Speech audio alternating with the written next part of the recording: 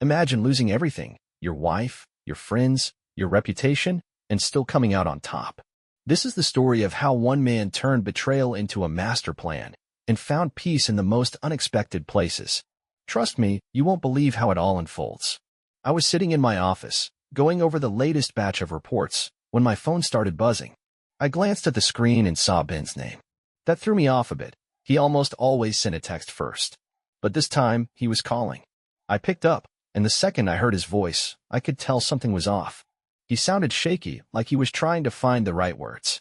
"Jack," he said, "you might want to sit down, man." Well, I was already seated, but my grip on the phone tightened as my brow furrowed. "What's going on?" I asked him, already sensing I wouldn't like the answer. He let out a heavy breath. "It's Megan," he said. "She's at some club, and, well, you're not gonna like what I'm about to say." My stomach dropped. A club? What in the world was she doing there? I didn't say anything, just waited. Then hesitated for a beat. "She's dancing," he said finally. I almost let out a dry laugh. Dancing? That's what had him so worked up? But then his tone shifted. He got serious, real serious.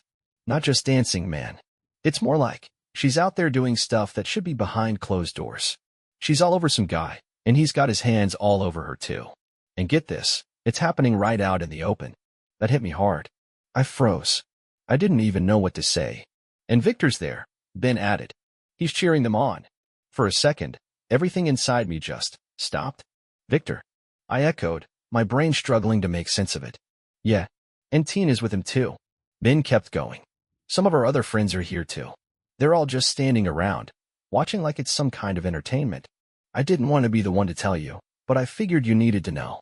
I sat there, staring at my desk, my heart thudding so loud it drowned everything else out. No, this had to be some kind of mix-up. Megan wouldn't do that. Not her. Then Ben added, "I'm sending you the address. The place is called Diamond Sphere." Almost instantly, a notification popped up on my phone with the location. Before I even realized it, I was already grabbing my jacket, heading out the door. My mind was in a fog. The drive to that club? Total blur. I couldn't tell you what streets I took or whether I hit any red lights. My mind was stuck on one word: Victor. Over and over. Victor was supposed to be my buddy, one of our closest friends. I pulled up outside Diamond Sphere, and the neon signs bounced off the windshield, flickering like warning lights. As I stepped inside, the music hit me like a punch, deep bass thumping right in my chest. Ben was standing just inside the entrance. His face said it all. He didn't have to speak. He just nodded toward the dance floor. And that's when I saw her. Megan. She had her back pressed against Ethan. Yeah, that Ethan. The ex who ditched her back in college before she ever met me. His hands rested on her waist, sliding down as if he were her boyfriend. The way they moved together, like they'd rehearsed it 100 times before, it made my skin crawl. Then she turned around. And right there, in front of everyone, they kissed. His hand was wrapped around the back of her neck. And she wasn't pushing him away. Not even close. And surrounding them? Victor and Tina, laughing, clapping like it was some kind of live show. A couple more folks I recognized were standing nearby, whispering, grinning. Like they were in on some joke I hadn't been told. Something inside me snapped. Before I knew it, I was charging straight toward them. I didn't even think. My legs just moved. Megan turned when she saw me. She moved like it didn't matter, slow, relaxed, almost like she expected me. There was a flicker of surprise in her eyes, sure, but it was gone in a blink. Then, instead of looking ashamed, she smiled. "Oh, Jack," she started, but I cut her off before she could even get a word out. I raised my hand, not to hurt her, just to stop whatever lie was about to come spilling from her mouth. My voice was steady, almost too steady. "No, don't bother. You're not sorry. So just save it." She blinked, her smile starting to fade. "I'll give you time to be sorry," I added. Then I turned my attention to Victor and Tina. Just a minute ago, they were clapping like it was some kind of circus. But now, their smiles were gone. I stepped toward them, my voice firm. "I saw both of you back there, clapping and laughing while that guy had his hands all over my wife. That makes you my enemy now. And believe me, I don't forget stuff like this. So you'd better think twice before crossing me again." Victor's smirk disappeared, and Tina looked away. Good. They should feel uncomfortable. Then, I looked back at Megan. "How long has this been going on?" I asked. She lowered her gaze, fidgeting with the strap of her dress. For a second, I thought I saw regret. But then she spoke, her voice quiet. For months. Ever since he came back. I've been with him. My jaw clenched. For months. For whole months she had been sneaking around, coming home to me like everything was normal. Sleeping in our bed. Looking me in the eye. Lying every single day. Then she looked up, meeting my stare. Her voice was firm this time. I was going to tell you. I want a divorce. I let out a small laugh. Not because it was funny, but because it was ridiculous. No need, I said, shaking my head. You'll get exactly what's coming to you, Megan. I can promise you that. Her mouth opened a little, but I wasn't finished. I stepped closer and dropped my voice low so she wouldn't miss a word. But let me make one thing real clear. You don't come back to my house. Not for your stuff. Not to talk. Not even to say goodbye. Not for anything, I added, my tone firm and final. If you step one foot near my property, you're going to have a whole new set of problems to deal with. Out of the corner of my eye, I noticed someone shift beside her. I turned just in time to see Ethan move forward, his shoulders squared like he was trying to act tough. He was putting on a brave front, but the tension in his posture told me he wasn't all that confident. Is that a threat? He asked, his voice solid, but with a nervous edge that gave him away. I stepped in close, locking eyes with him. Yeah, it is, I said without hesitation. I'm telling her to stay away from my house. Because if she shows up uninvited, I'll exercise my right to defend my home. I'm not playing games. For a moment, something flickered in Ethan's expression. Recognition. Maybe even fear. He realized I wasn't bluffing. Whatever he was about to say, he thought better of it and kept quiet. The club's music faded into the background as the silence between us thickened. I stood there for a beat, letting my words hang heavy in the air. Then I took a step back. Without sparing another glance at Megan, or Victor, or any of the so-called friends who just stood there and watched all this unfold, I turned and walked away. When I stepped outside, the cold air slapped me in the face, but it didn't even begin to cool the fire burning inside me. I pulled out my phone, hands shaking just a bit, and called a number I knew by heart. It rang once before a deep, familiar voice answered. Michael Brooks speaking. I got in my car, gripping the steering wheel tight. Michael. It's Jack. I need your help. Jack, he replied. Talk to me. My wife wants a divorce, I said, voice low. And I want to make sure she regrets ever walking down that path. He let out a slow, amused chuckle. Now you're speaking my language. And he wasn't wrong. If anyone in this town knew how to fight dirty and keep it clean on paper, it was Michael Brooks. The man was a shark in a suit. I laid everything out, what had happened at the club, what Megan had been doing behind my back, all of it. He didn't interrupt once. Just listened. When I finally finished, he laughed again, a little darker this time. You've already mapped it out. I respect that. I leaned back in my seat, jaw clenched. The house? It's in my name. Bought it before we got married. She can't touch it. And the business? He asked. That's under my dad's name. Technically, I'm just an employee. On paper, she doesn't have a claim. Michael let out a low, approving hum. Well played. What about joint accounts? Already drained them, I said. Stopped by the bank before heading home. He laughed. She's gonna come for alimony. She can come for whatever she wants, I replied. I'll follow the court's ruling to the letter, but not a penny more. And not a cent before the judge says so. Michael gave a low whistle. Man, you're colder than I remember. I didn't respond. I wasn't the same guy I used to be. The one who played fair, who forgave easily. That version of me was long gone. After I hung up, I drove home. Walking into that house felt different now. Like I wasn't just stepping into my living room, I was reclaiming territory. I stood there for a moment, taking it in. Then I pulled out my phone again and dialed another number. One I hadn't used in years. Chris picked up on the second ring. Well, look who it is, the old devil himself. I cracked a smile. Got a job for you and the boys. Can you be here in 40? He paused for a second, then gave a short laugh. Sounds like fun. We're on our way. 39 minutes later, his truck rolled up.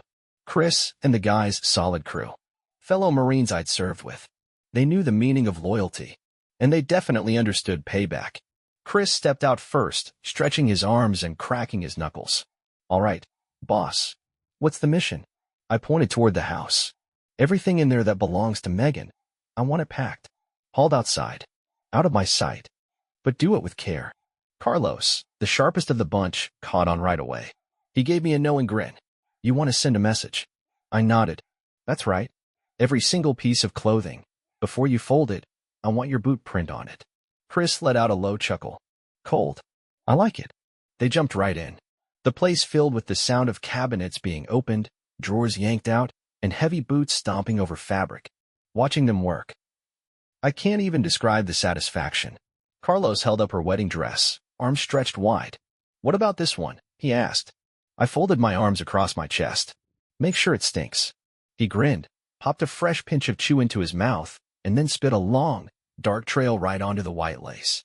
The stain spread like a scar across the fabric. Then he looked over at me, mischief in his eyes, and said, Let's add a little extra, huh? I didn't stop him. I just stood there as he stepped up, unzipped his pants, and added his own contribution. When he was done, he balled it up and shoved it deep into the bottom of the pile. Perfect, I muttered, a slow grin tugging at the corner of my mouth. Let it reek. Just like I figured, there was a knock at the door not long after. I already knew who it was. I took a deep breath before pulling it open. Standing there was Samantha, Megan's mother. Her face was lined with concern, like she hadn't slept in days. And behind her, like two mutts poking their noses where they didn't belong, were Victor and Tina. I didn't even give them the chance to speak. I pointed toward the porch where Megan's things were boxed up and already starting to gather dust and dirt. Before you sneak back to your car, I said flatly, grab those boxes and take them to your friend. If not, the rain, the wind, and whatever else is out there can have him. Victor looked like he wanted to argue. His mouth opened, but then he saw the look in my eyes and thought better of it. Tina tugged on his sleeve, and without a word, they turned and started hauling the boxes away. I stepped aside and let Samantha in. She glanced around, her eyes scanning the space. The house where her daughter once lived, now stripped of everything that belonged to her. She let out a soft sigh, part sadness, part something deeper. Was it regret? Guilt? Maybe both. When she finally spoke, her voice was soft, but steady. Before I say anything, I need you to know what Megan did was wrong. There's no excuse. No justification. I stood there, arms crossed, waiting. I'm not here to defend her, she went on, wringing her hands. I just came to say, she loves that man. But she loves you too. That was it. That was the line that made me stop her cold. I let out a short, bitter laugh. If she ever loved me, she wouldn't have gone back to the guy who left her behind. Samantha flinched, but I wasn't holding back anymore. 6 years, I said, my voice low. 6 years of marriage. And I find out I was just the backup plan. The safe bet while she waited for her past to circle back around. Now he's here, and I'm no longer useful. Just something to be tossed out. Samantha dabbed at her eyes with her sleeve. I know how you feel, Jack, but I can't seem to make her see what she's done. I shook my head. Don't bother trying. I'm not interested in getting her back. She made her choice. She wants to end it? Fine, but I'll make sure she remembers it. Samantha's face shifted, just barely, but I caught the flicker of fear. You're not planning to hurt her, are you? She asked gently. I smiled, but there was no kindness behind it. No, not unless she tries to cross me. She stays away from me, I stay away from her. Samantha let out a breath of relief. But I wasn't finished. Those 6 years, I said, leaning in slightly. She stole those from me. And I'm not just letting that slide. I won't go after her with fists, but I will go after her where it counts. And not just her, I added. I've got some so-called friends who need a reminder of what betrayal costs. Her face dropped. She looked away, whispering, This is what I was afraid of. I softened, just a little. I stepped forward and hugged her. Felt her body tremble a bit in my arms. I'm sorry, I whispered. But your daughter's gonna face the consequences. When I pulled back, she wiped her eyes. Then, to my surprise, she gave me a faint smile.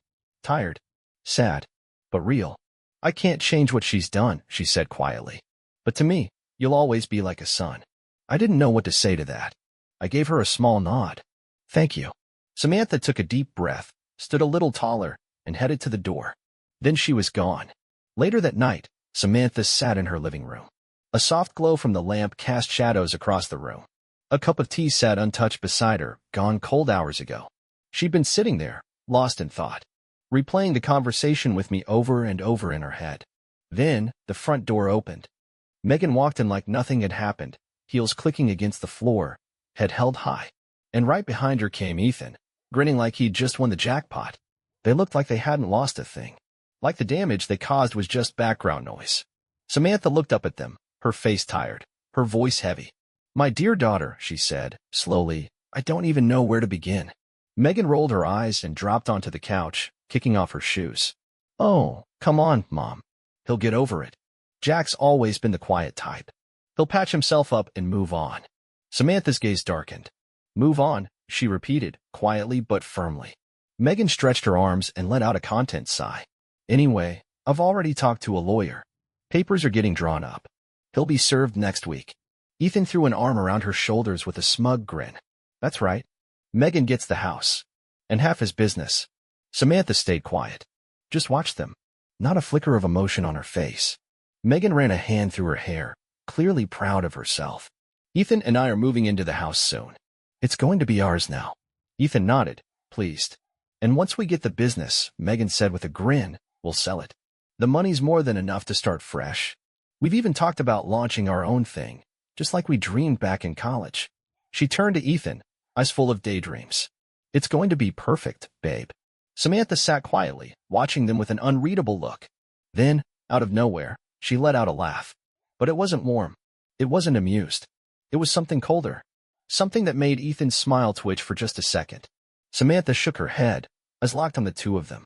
The best laid schemes of mice and men, she said slowly, her voice firm, often go awry, and leave us nothing but heartache where we once hoped for happiness. Megan scrunched her brow. What? Samantha leaned in slightly. Ever heard that poem? Megan looked at Ethan, who just shrugged. No. Samantha nodded gently. That's all right. You'll come to understand it soon enough.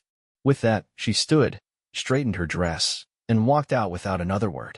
3 days later, I sat in my car a block from Megan's office, sipping my coffee while the morning sun started to rise. The street was quiet, but everything was falling into place exactly how I'd mapped it out. I checked my watch. Almost time. A man in a sharp dark suit walked through the building's front entrance. Nathan, one of the best process servers around. I'd hired him because he was fast, discreet, and had a flair for dramatic timing when needed. A few minutes later, I spotted him heading into her office. I leaned back in my seat, taking it all in. I couldn't see her reaction, but I knew it by heart, the confusion when she saw him, the tension when he said her name, and then the panic when she read the envelope. Inside that manila packet wasn't just the divorce petition. It was a full rundown of the affair photos taken at the club. Her and Ethan, close and cozy, clear as day. No denying it. No spinning it. Nathan would have said it with his usual calm tone. Are you Mrs. Megan Blackwell? She would have nodded, distracted, expecting maybe just a delivery or form to sign. Then here you go. Have a nice day. I smirked, imagining the silence that must have settled in that office. Small town like ours? News like that travels fast. I drummed my fingers on the steering wheel, watching her rush toward her boss's office. Right on cue. Oliver, her boss, was someone I'd known for years. He'd seen through Megan long before I ever did. Had even warned me once. I didn't listen. Now, I was listening loud and clear. You need the day off? I imagined him saying, probably with a grin. She must have nodded, caught off guard, completely rattled. Fine by me, he probably said with a shrug. A moment later, she came out, pale as a ghost, walking like she didn't know which way was up. Right then, my phone rang. It was Oliver. I answered before it finished vibrating. It's done, he said. She's headed home. I smiled, watching her stumble to her car. Please proceed as planned, I said. Oliver chuckled. You got it, buddy. After that, I drove to a little cafe nearby. One of those cozy spots with booths that creaked a bit and the smell of cinnamon rolls hanging in the air.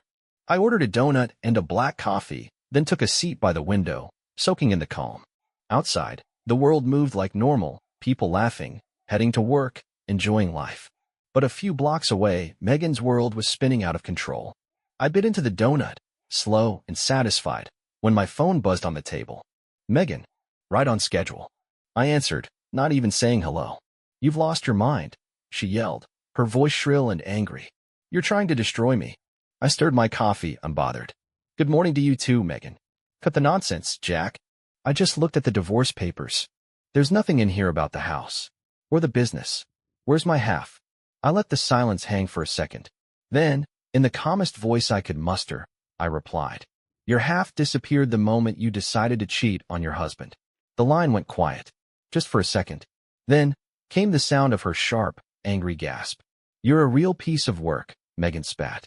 I leaned back in my seat, sipping my coffee, watching a couple outside the cafe walk by hand in hand, laughing over something small. That's what loyalty looked like, quiet, simple, and beautiful. If you need anything, I said calmly, maybe talk to your boyfriend. Maybe he can buy you that dream house you were hoping to steal from me. Her breathing got heavier. I could feel the rage boiling on the other end of the line. So I twisted the knife just a bit more. And just so you don't forget, I added, my tone cool and steady. There's a restraining order. You and your little sidekick are legally banned from coming anywhere near my house or my business. I heard her inhale sharply, probably gearing up for another round of yelling, but I wasn't in the mood to entertain it. Click.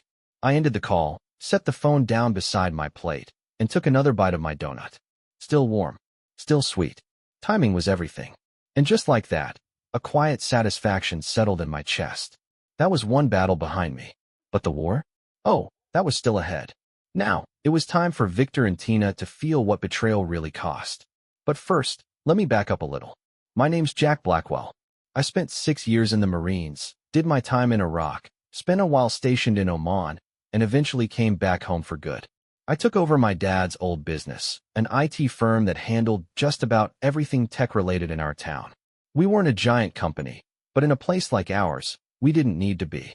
We kept the wheels turning for local businesses, data services, hardware setups, cloud systems, you name it.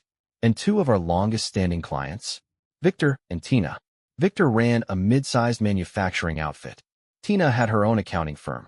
Both were once close friends, people I thought I could count on. But the night I saw them laughing and drinking with Megan and her new boy toy like my marriage meant nothing, that's when they made their choice. And now, it was my turn. The beautiful irony? Their IT contracts had quietly expired 3 weeks ago. I saw it coming. I planned for it. And instead of renewing them, I let it ride. They kept using our servers, our equipment, our support, without realizing their entire system was dangling by a thread. And today, that thread was snapping. I got back to my office and powered up my laptop. I sat down, laced my fingers together, and stared at the client dashboard. Sure enough, Victor's contract? Expired. Tina's? Same. Neither of them had any idea they were living on borrowed time. No backups. No contingency plans. If I pulled the plug, everything they had would go dark. Emails, files, invoices, records. Gone. Like flipping a light switch in a thunderstorm. I picked up the phone and called Jason, my client manager and one of the most reliable people I knew. He picked up fast. Jack, what's up? I've got a job for you, I said, calm and steady. Send emails to Victor and Tina. Official notice, their contracts are done. They've got 3 days to back everything up. On the 4th day, we wipe the servers and collect our equipment. There was a beat of silence before Jason chuckled. Dang, you're going scorched earth, huh? Not playing games anymore. I could hear him typing as we spoke. All right, he said. You want me to keep it professional or make it sting a little? I cracked a smirk. Professional, but no offers for renewal. Let them know they're on their own. Jason whistled under his breath. Got it. They're gonna freak when they realize they ignored all those renewal reminders. They assumed I'd just let it slide, I said. That I'd do the friendly thing. Well, Jason said, we did send them a bunch of reminders over the last few months. They either ignored them or let them rot in their inbox. Exactly, I said. Make sure to mention that. They had their chances. Jason paused. You think they'll try to fix it? Call, beg, plead. I laughed, low and dark. Oh, they will. And when they do, I'll remind them exactly what happens when you bet against me. The second I answered, Victor's voice exploded through the speaker. Jack, what the hell's going on? Why did your people take our computers? Where are the laptops? How am I supposed to access our data? You can't just do this. We had an agreement. I pulled the phone slightly away from my ear, letting him shout and rant like a madman. I could practically see him pacing around his office, face turning red, sweat gathering at his collar. Once he finally ran out of steam, I spoke, cool and calm. What agreement, Victor? Far as I recall, we don't have a valid contract. Not anymore. You're kidding me, he snapped. Our deal just expired a few weeks ago. Exactly, I said, letting the silence work for a moment. No renewal. No agreement. My team sent several reminders. You ignored every single one. I gave that a second to settle in. So now, I continued, I think it's only fair that I ignore you. Then I ended the call. Not even 10 minutes passed before my phone buzzed again. This time it was Tina. I sighed, already knowing how this was going to go. I picked up. Jack, are you really doing this? Her voice shook with panic. I didn't answer right away. Instead, I turned my focus to the screen in front of me. Her company's data, neatly organized on our servers, just one keystroke away from disappearing forever. I hovered my finger over the keyboard and hit enter. The files started vanishing one by one. Then I brought the phone back to my ear. Hold on, Tina, I said casually, like I was checking the weather. I gave it another few seconds. Well, I said, I just did. Her scream nearly blew out the speaker. What did you do? She shouted. All my data's gone. My clients, my whole firm depends on that stuff. I smiled. Then maybe explain to them how you ignored every single contract renewal email from your IT provider. And how, legally, he purged your expired data. Exactly like he said he would. I paused. Have a great day, Tina. Then I hung up. With Victor and Tina handled, all that remained was Megan and her new man, Ethan. But I had to be smart. I couldn't make my next move until the divorce was finalized. Megan tried to fight it. Her lawyer did their best to make her look like the poor, abandoned wife. She wanted the house. She wanted a piece of what she thought was my business. She wanted a payout. But my lawyer? He was ready. Your Honor, he began smoothly. The house in question was purchased solely by my client before the marriage. It remains in his name and is not considered a marital asset. Megan's lawyer fumbled through some papers. Megan stared daggers at me. The judge nodded. Does the petitioner's counsel have any evidence to dispute this? Her lawyer sighed. No, Your Honor. Strike one. Next, they claimed Megan was entitled to half the business, arguing that I was a successful business owner. That's when things got interesting. My client does not own the business, my lawyer said, standing confidently. He is simply an employee at his father's firm. The judge raised an eyebrow. Mr. Blackwell, can you confirm your income? Yes, Your Honor, I said, keeping my face steady. My salary is just over $1,200 a month. Megan whipped her head toward me. Her mouth fell open. I kept a straight face. My client's pay stubs for the last year are here, Your Honor, my lawyer said, handing them over. As you'll see, the petitioner actually earns more than he does. The judge flipped through the papers, then looked up. Ms. Blackwell, based on this evidence, I find no basis for your claim to any of Mr. Blackwell's assets or income. Strike two. And then came the best part. Furthermore, my lawyer said, with the same calm confidence, since Mr. Blackwell is the lower-earning spouse, and this marriage ended due to the petitioner's infidelity, we are requesting spousal support in the amount of $550 per month. Megan practically jumped out of her seat. What? The judge slammed the gavel. Order in the court. Her lawyer scrambled to object, but the judge wasn't having it. Ms. Blackwell, the judge said firmly, you caused the dissolution of this marriage and your husband earns less than you. I am awarding him spousal support, $550 per month, for 2 years or until he remarries, whichever comes first. Megan's face turned beet red. Her fists clenched in her lap. She looked like she was going to explode, but in that courtroom, she couldn't do a thing. Strike three. I nearly smiled, but held it in. Outside the courtroom, Megan stormed up to me. You planned this, she hissed. You manipulated everything. I shrugged. No, Megan. I just let the facts speak for themselves. She glared at me. You think you won? I chuckled. Oh, I know I did. Then I turned and walked away, already thinking about my next move. One thing was certain. I was going to enjoy every one of those 2 years. For months later, the divorce decree finally came in. I was finally free, legally and emotionally. And now, it was time for the final move. As soon as I stepped out of the courthouse, I dialed Oliver, Megan's boss. He answered almost immediately, sounding cheerful. Well, I guess it's time, he said. I smiled. Yep, finally free. So, drinks on you tonight? I chuckled. Not tonight. I've got dinner plans, with Mr. Thomas Blackwell. Oliver laughed. Wait, your uncle was the judge? No wonder you looked so calm. Man, Megan never stood a chance. Never give your enemies a fair fight, I said with a grin. Who was her lawyer anyway? He asked. George. Old George. Oliver nearly choked. That guy still practices? I nodded. Yep. And he's my mom's brother. Small town perks. Oliver whistled. You really lined up every piece, didn't you? I told you. I didn't just walk away.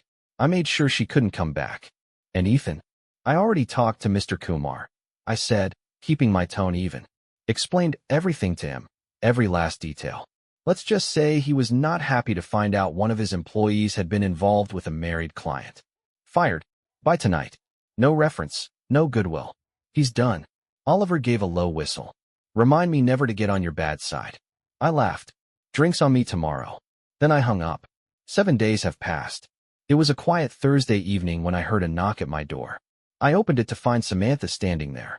Her face was calm, but her eyes held something. Uncertainty, maybe sympathy. Hey, Jack, she said gently. Hey, Samantha. Come on in. She stepped into the living room, sat on the couch, and smoothed her skirt like she was working up the nerve to say something. I'm not sure how to put this, but Megan is a mess. I sat down across from her and leaned back in my chair. Not exactly surprising, I said, smirking. Samantha nodded. She's thinking of leaving town. I chuckled. Makes sense. She burned every bridge she had. Samantha gave a soft smile. No, Jack. She didn't just burn bridges. She blew up the whole highway. And she picked the wrong one to cross. Our eyes met, and for the first time in a long time, I felt something real. Satisfaction. Like the weight I'd been carrying was finally gone. I'm not sorry for anything I did, I said quietly. You shouldn't be, she replied. She wrecked your marriage and thought she'd get away with it. I nodded. She did. Samantha leaned forward a bit, her voice dropping. Oh, and Victor and Tina? They're getting divorced. That made me raise an eyebrow. Really? They're blaming each other for everything. Their business is in freefall. Clients are suing them for millions. I gave a low whistle. Millions they don't have. Exactly. I leaned back, arms crossed. They earned every bit of it. Samantha hesitated. And Ethan? What about him? He's gone. Left town already. 3 days ago, he and Megan had a huge fight. It got ugly. I waited for her to go on. He lashed out at her. I didn't react. Didn't move a muscle. I just let it hang there.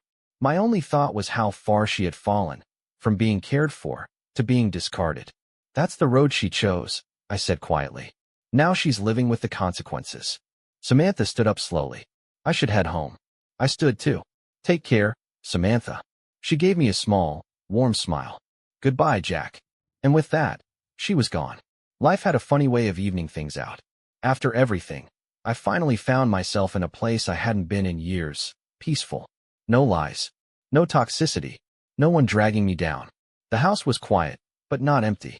It was the kind of quiet that brings calm, not loneliness. And for once, I had time to focus on things that actually mattered to me. One of those things?